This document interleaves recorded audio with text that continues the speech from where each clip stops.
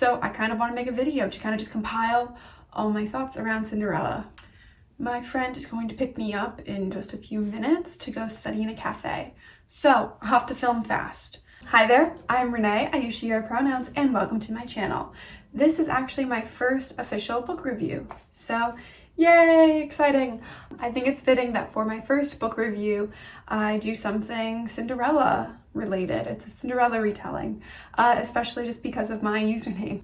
I think part of the reason that I chose the name Lost Shoe in Woods for my channel was that it kind of reminded me of fairy tales. Every time I saw the phrase Lost Shoe in Woods, I would just smile, and it kind of just like sparks some curiosity, and I'd start imagining all the different ways that someone can lose a shoe.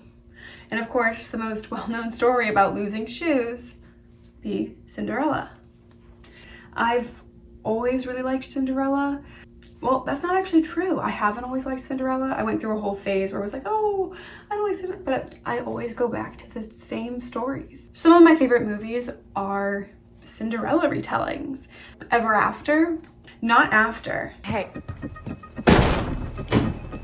Hey, hon, good to see you. How you been? Fucking Trevor! No, not that mess of a fanfic.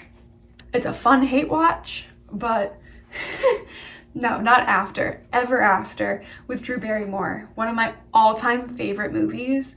If you've never seen it, amazing Cinderella retelling. I like Ever After so much because, yes, I guess it's, you know, she has more agency as a character than the Disney version does, but she's still very kind, super intelligent. So I kind of feel like in that respect also mixes Belle in as well, because she can quote Utopia and she talks about ideas, but also she got to know the prince as well, which I really like. That it didn't feel like insta love. So that's one of my favorite movies. I love Ella Enchanted. Now I know there's a lot of debate. I have never actually read Ella Enchanted. I think it's a Cinderella retelling. Let me know if you think it's a Cinderella retelling. I think, you know, you have the rags to riches, evil stepsisters. You know what? No, it's a Cinderella retelling. Yeah. I heard that there's some debate between Ella Enchanted's adaptation, that a lot of people that read the book don't like the adaptation. Personally, Char, Anne Hathaway, I love Ella Enchanted to this day. This is embarrassing, but I didn't actually know that Somebody to Love was not an original from Ella Enchanted when I first saw it. And then I was like, oh, I was talking to my dad. It's like, oh, Dad, you know that song from Ella Enchanted, like Somebody to Love? And my dad looked at me and he was like, Renee, you think that's from Ella Enchanted? I'm like, yeah, it is. Like, and of course my mom knew what I was talking about because she had watched Ella Enchanted with me. She's like, yeah, she doesn't know. My dad was so ashamed because he's like, you need to listen to the original song right now. We need you to listen to some Queen. And of course now I love Queen, but at the time I honestly just knew the Anne Hathaway version. But anyway, those are like some of my favorite movies, and they're Cinderella retellings. When I was little, I think I went 7 years in a row as Cinderella for Halloween. Like, I loved Cinderella. She was like my favorite Disney princess. I got into a Beauty and the Beast phase afterwards and started obsessing over Belle. It was kind of like the exact opposite of Cinderella in my mind, because I was like, oh my god, Belle's all about like intelligence. I'm not like other girls. I don't want to be like Cinderella, who's just kind and like pretty and superficial, because I was like, oh my god, wow, she's not as superficial as Cinderella, so I want to be her. And there was kind of like this rise of girl bossifying, or again, that like not like other girls mentality with my family used to read me this story called Cinder Edna. I don't know if you've ever read Cinder Edna, but it's a picture book. There's lines like, Cinderella was waiting around for the godmother to come in a carriage. Cinder Edna took the bus. While Cinderella was doing chores and complaining about chores, Cinder Edna mowed lawns to raise money to buy her dress and got it from a thrift store. And then what I didn't like about the book, it definitely fueled my not like other girls mentality for a while. Not to totally blame Cinder Edna for that, but it was just one of those another examples of I'm not like other girls. And it was kind of putting down the tale of Cinderella in a way by making it seem like it wasn't important, or it wasn't something that Cinderella should have wanted or been okay with. Really early trying to like instill that hustle culture and that grind culture. And you don't want to be superficial things. Maybe I could do like a whole thing about Cinder Edna, but that's not to say, as a time, I did enjoy it. But looking back, I see the illustrations in the book.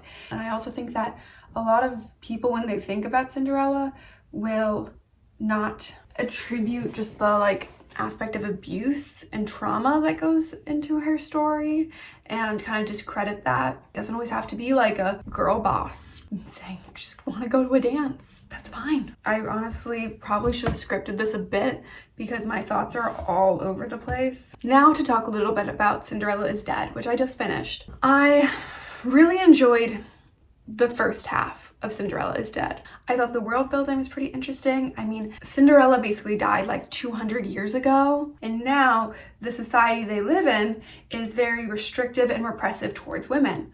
They have to attend a ball every year, but they can only attend 3 before they're essentially murdered or they go missing. You know, it's just a very patriarchal, oppressive society. So it follows just the story of Sophie.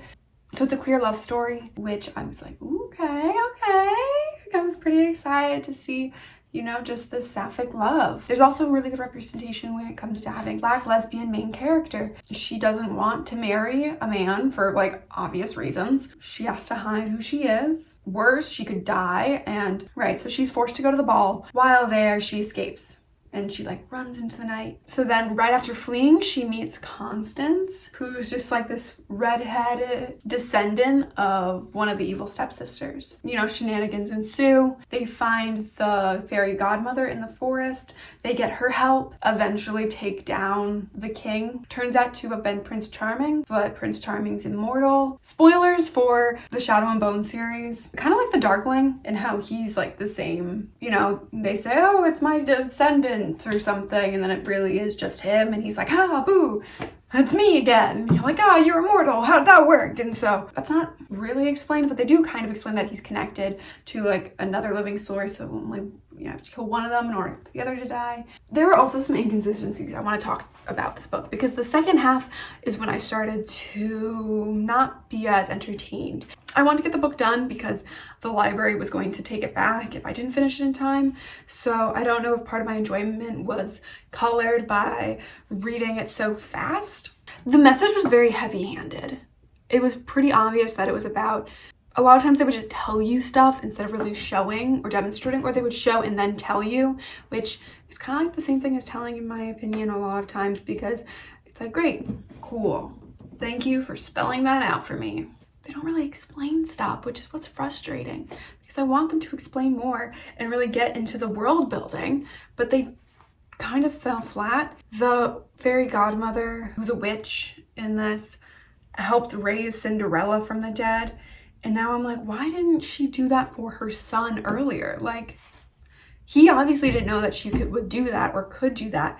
And they don't elaborate on why. His motives aren't exactly clear as to why he wants to be in charge and have these patriarchal standards, other than the fact that he's a misogynist. Which, I mean, is that a reason? Yes. Is it a reason that I find substantial? No. Especially not for just the sheer level of harm that he's done and how he rose to that type of power. They say it's just because his mother put him in that place, but I'm like, she's not going to check her own son? Come on. Really? You aren't going to check him and be like, my son's a big raging misogynist. Also, another trend that happens a lot with Cinderella retellings is the tendency for Cinderella to be an assassin, which I kind of enjoy, but it's another way of kind of girl bossifying Cinderella, but I like that one more because it doesn't dismiss her trauma. We aren't even going to talk about the Camila Cabello girl bossing. That was just, no, we are not talking about that one.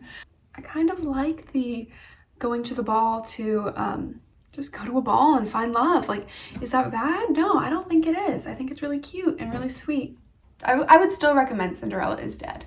Generally, I don't like insta love, but I honestly didn't mind it with Cinderella is Dead because I'm like, this poor girl has never really met another lesbian. maybe Aaron, like her best friend, but obviously Aaron's not an option. So the minute that she does meet this smoking hot redhead in the forest, she's gonna fall head over heels. Like, that's just the queer experience. Like, come on, like, she's in a small town, suppressed, repressed, and unable to really express herself in the way she wants to, or really love openly. So she falls really hard. And so does Constance, which makes sense in this.